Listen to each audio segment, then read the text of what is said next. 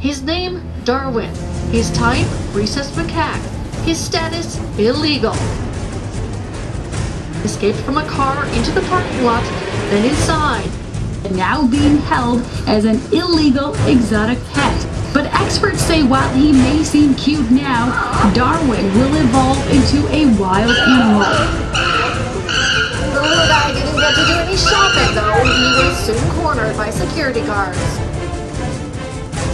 It is a prohibited animal in Ontario. And when they go up, they can be, fairly dangerous. He's not very happy right now, so he's comfortable, but he's having kind of a bad day. It was Darwin who proved the theory of evolution, and it is Darwin who will prove the theory of revenge. Animal handlers note that Darwin's particular species carries disease and could be dangerous if exposed to humans.